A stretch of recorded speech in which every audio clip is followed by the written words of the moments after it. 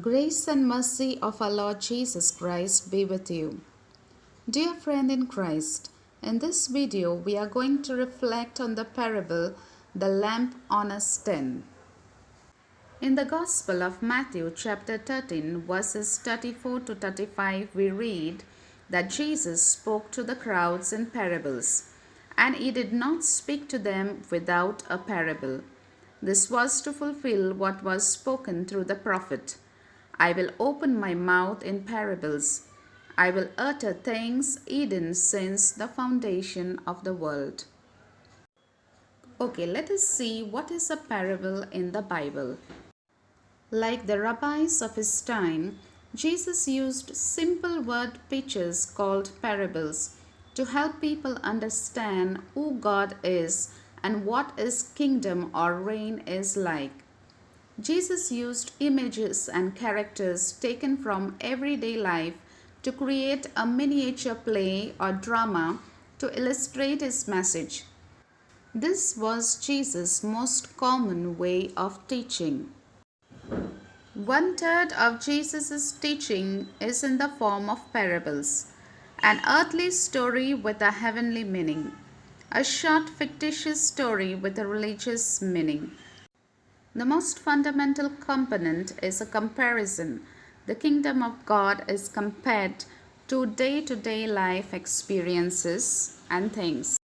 Now let's see, why did Jesus teach in parables?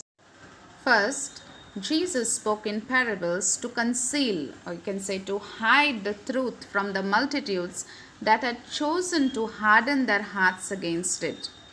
Secondly, Jesus also spoke in parables to encourage the interest of the disciples who were seeking the truth.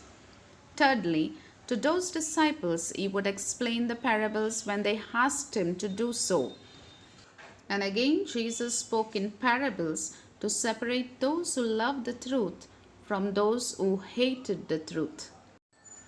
The parable of lamp on a stand is found in the Gospel of Matthew chapter 5 verses 14 to 16. It is also found in the Gospel of Mark chapter 4 verses 21 to 25 and in the Gospel of Luke chapter 8 verses 16 to 18. Let us see what a parable of a lamp on a stand has to say. Jesus said, "You are the light of the world. A city on a hill cannot be hidden. Neither do people light a lamp and put it under a bowl. Instead, they put it on its stand, and it gives light to everyone in the house. In the same way, let your light shine before men, that they may see your good deeds and praise your Father in heaven." In Matthew chapter 5 verse 14, Jesus said, "You are the light of the world. A town built on a hill cannot be hidden." Dear friends, spiritually, a lamp symbolizes the light of divinity, wisdom, intellect, and good works.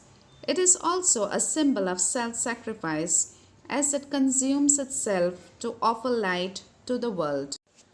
Biblically, lamps have been taken as a symbol of guidance.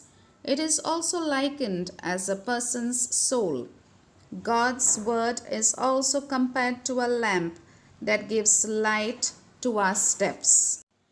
In the Gospel of John chapter 8 verse 12, Jesus said, "I am the light of the world, and whoever follows me will never walk in darkness."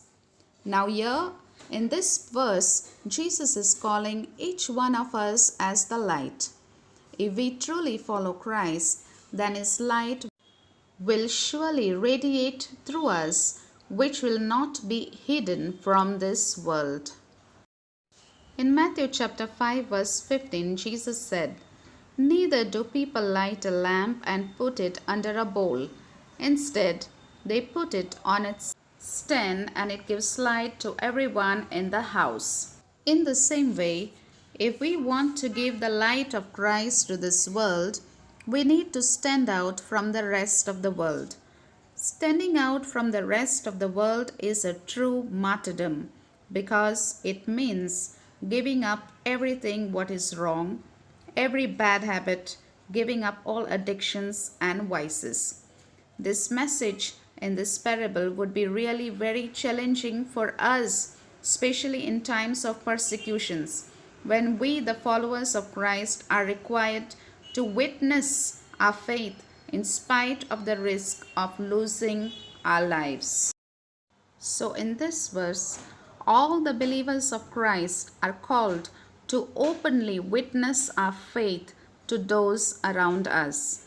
In verse 16, Jesus says, "Let your light shine before others, so that they may see your good works and give glory to your Father who is in heaven." We, being the disciples of Jesus, are called to be the light of Christ to the world. We can give the light of Christ to the world by being merciful, kind, forgiving, honest, and peace loving people. In this way, the world will know us through our love, just as the early Christians witnessed Jesus through their love and life of sharing. We shall wind up with this beautiful prayer.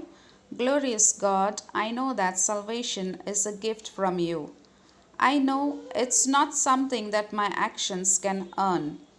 But be with me today.